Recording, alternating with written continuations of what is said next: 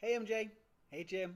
All right, so this is the first time I've done this, so bear with me.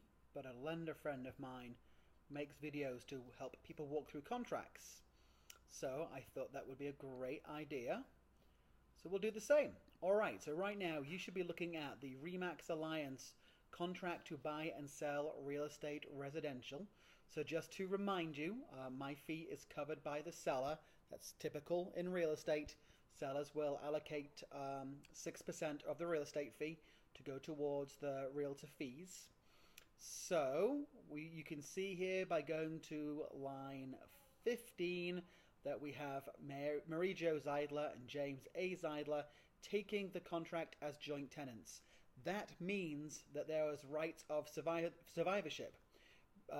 Translated, if Jim was to get kidnapped by aliens tomorrow and never to return to the United States or the planet Earth, then MJ, you would automatically inherit the house and vice versa. You'll see next on line 18 that the seller is going to be the relocation company.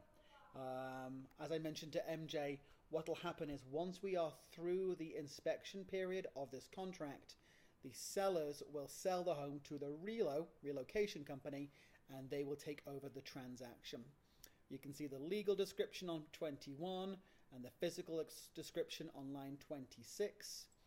Next, in the inclusions on line 30 and going down, we're making sure there's 2 remote controls and that to the garage door openers, and then anything that is physically attached to the house. Anything that requires a tool to remove that from the house is considered a fixture and would be sold with the home. Line 36, we know there's no solar panels, water softeners, security systems, satellite dishes, that kind of thing. Then line 39, you can see some additional inclusions here and some additional exclusions as to what would not be included. Well, it actually says that if they are excluded, you will see them under exclusions. So sorry, not to cause confusion there. Let's read it. The following items are included unless excluded under exclusions: storm windows, storm doors, window and porch shades, awnings. So you know that's all included unless later on it's excluded. Here are some other inclusions on line 46 down to 50 that I made sure we double checked were included, even though they are fixtures. So you can see them there, from all window coverings all the way down to the garage storage shelving that MJ requested. We're also buying the 2-car attached garage. You can see that on line 55. And then we're excluding on line 57, 58, personal property, so their furniture, their photographs, and the washer and dryer. This whole section here under 2.7 talks about water. There's no water on the property, there's no well, there's no stream running through it, so we don't need to worry about that. And then here are all the important dates and deadlines. So we're now on page 3, top of page 3, alternative earnest money deadline. This is the deadline by when we have to get the earnest money to the sellers.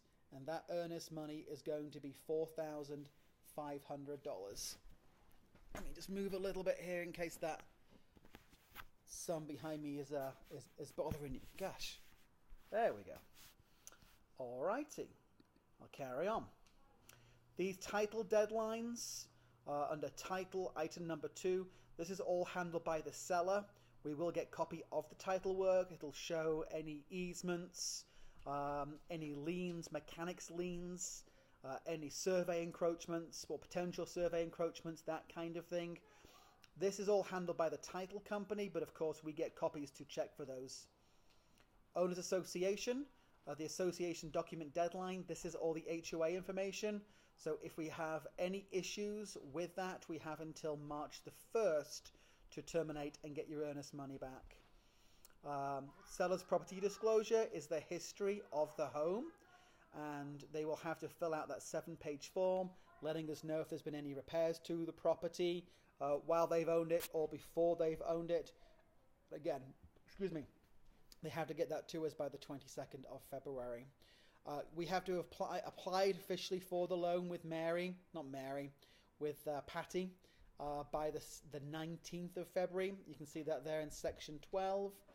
And we have until March 22nd to terminate the loan in the event there are any problems with the loan.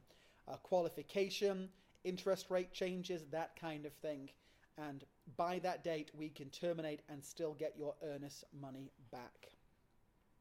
Going down to the appraisal there, section 20, we have until the 15th to get the appraisal done. That's plenty of time. If there are any issues with the appraisal, i.e. the appraiser does not believe that $450,000 is a fair price for that house, we have until the 20th to object, and then until March 21st to find a resolution with the sellers in the event of a low appraisal.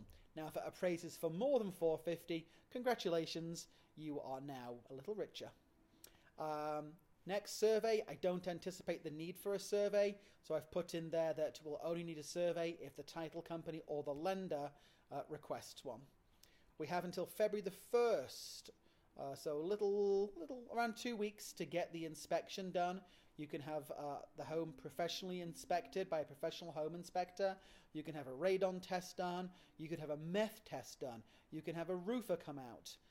You can have a fireplace check done if there was a wood-burning fireplace. So all those different tests we can get done by February the 1st. Those are at your expense. And then if we find something that's terrible and you want to terminate right away, we have until March the 5th to terminate. If we find a few things wrong and we want to negotiate those with the seller, we have to find a resolution by March the 8th, there on that inspection resolution deadline. We'll run a clue report on that property to make sure there's been no insurance issues. You can see that there in 29. And then 30, 31, 32 are all related to due diligence documents. You'll see there that I've requested roof information as well as information about the sprinkler system. We want to make sure that's been professionally blown out. Sometimes the seller might do it themselves if they're handy, but we need that information. And then you'll come down here to section 33. You'll see that you do not need to sell your home to buy this home, which is very reassuring for the seller. Lead-based paint termination deadline below. The house is too new to have lead-based paint in it. We don't worry about that. Closing date, April the 5th is what we've requested. We might well see that counted by the seller. They may want to close a little earlier, but if we can get that extra few days, I know that's helpful for you guys. That you will take possession on closing date, and they have until Tuesday at 5 p.m., February the 19th, to respond to us formally. They might accept the offer, they might reject it, or they might counter it. It has to be Tuesday and not tomorrow because the relocation company is closed. Okay, next page here, you'll see that the purchase price we have requested is $450,000, and then if you do the math under amount, we're putting 20% down.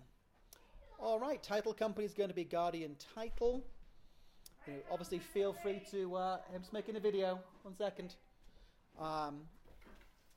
Next, we're talking about all the money and the financials. That it'll be all good funds. You'll see in line 125 that I've put here that you do have that 20% available to go ahead and put down as the down payment on the property.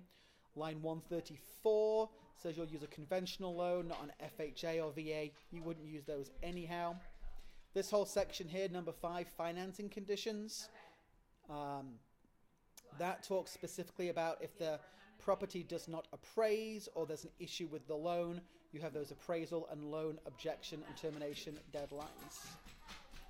All right, next talks about appraisal again. You know, if the house does not appraise, you don't have to buy it. You will at that point, of course, forfeit what you've paid for the inspection, as well as any money you've paid for the appraisal. Section 7, line 242, talks all about... guys, can you be quiet, please? Sorry. Can you guys all be quiet, please? Thank you. Section 7 talks about the Owners Association, that you have the right to read through all of the HOA documents. And if you find anything in there, you can cancel before HOA termination deadline. Title insurance, that the sellers will provide title insurance to you. That costs about $1,300, $1,400. On line 316, it talks about owner's extended coverage. There's a little $70 fee that gives you extra owner's coverage during the time that they pull the title insurance, and before you close, if any liens are filed during that time, then you'll be insured for title purposes. Sorry, I just switched rooms there. Let me just check the camera's still good. It is. All right. Moving on down. Talked all about title there. Line 360 warns you about special taxing districts. You are not in a special taxing district. We don't have to worry about that. Line 400 talks about how you don't own the mineral rights. Barely anybody does own their mineral rights, so all the oil and gas and gold mineral rights have been removed from the property. Line 423, which is section 9, talks about survey. Again, we'll only get a survey if the title or lending company needs one. That would be a buyer expense. That's very typical there. Section 10, line 454, all again talks about the right to have an inspection, the right to get the property disclosure, or the due diligence documents that we requested. Here a little bit further down, if we're not happy with those, we can go ahead and terminate, get your earnest money back if they don't provide the correct due diligence documents. And you'll see those listed in line 503. Again, utility bills, sprinkler blowouts, that kind of thing. Moving on down into section 12. I'm going to have to correct that there before I send it to you, because I don't have the closing instructions or the closing documents that are referenced in line 566. They'll get that to us shortly. For the transfer of title, we'll get a general warranty deed. That might actually switch to a special warranty deed. They've been doing that since the start of February, and there's a class coming up that I'm taking as to why they recommend you switch from general warranty to a special warranty deed, and I can talk to you a bit more about that, but you still get the same title coverage. Okay. Section 15, line 602, talks about the closing service fee. So that the closing service fee is the fee that we pay the closer, typically $250, $300, and that you'll split that 50-50 with the seller. That's very, very, very typical. And then there's a few little fees here for transferring HOA information from the seller to the buyer. Again, I've put that we'll split that 50-50. Best way to do it. Coming down to section 16, line 641, taxes are based on the most recent mill levy. That's very, very normal. Line 652, if the HOA was to put a special assessment in before closing, that would be the responsibility of the seller. Line 662, if the seller has not gone ahead and completely vacated the property by closing day and you can't move in, they'd owe you $250 a day. Line 673, in the event that a date or day falls on a holiday or a weekend, we get a 24-hour extension. If there's any damage done to the house, according to section 19, between now and closing, the sellers have to repair that damage. So if the microwave breaks, that kind of thing, they've got to repair it. Line 20, that you have the right to legal and tax counsel if you feel like you need it. Line 23, if the shit hits the fan with the sellers or between any of the parties, we'll go to mediation before everybody starts to sue everybody. Section 25, you have the right to terminate by the given dates in the contract and get your earnest money back, as long as you do that by those inspection dates, due diligence document dates, as well as loan termination dates. All right, guys, that's kind of a snapshot synopsis. Obviously, please feel free to read through the entire document, but I did want to highlight those specific areas for you. And you're going to get a whole bunch more documents from the relocation company that we need to sign. But for the moment, I want to get this document signed over to the Lukes, who are the owners, for them to give us a verbal agreement or a counter, and then we'll see where we go from there. Okay. Hopefully that's helpful. I will talk to you soon. Bye.